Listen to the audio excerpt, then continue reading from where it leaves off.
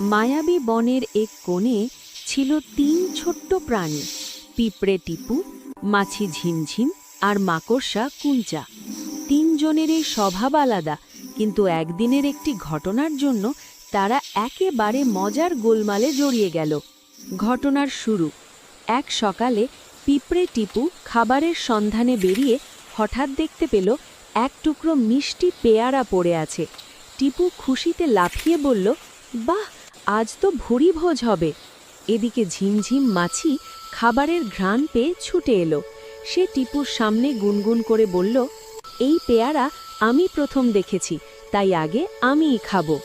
তারপর গাছের ডালে বসে থাকা শিল্পী মাকড়সা কুঞ্চা বুনতে বুনতে বলল, শোনো তোমরা দুজন, পেয়ারা আমার জালের সামনে পড়েছিল, তাই এর ক্লেম আমার। মজার লড়াই শুরু। ৩ জনই নিজের নিজের দাবিতে অটল, কেউ ছাড়তে রাজি নয়।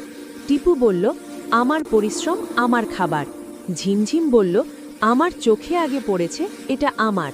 আর কুঞ্চা বলল, যা আমার এলাকায় পড়ে সেটা আমারই। এভাবে তর্ক করতে করতে তারা এমন হট্টগোল শুরু করল যে মায়াবী বনের বড়রা ছুটে এলো, জ্ঞানী প্যাঁচা এবং হাসি খুশি খরগোশ। জ্ঞানী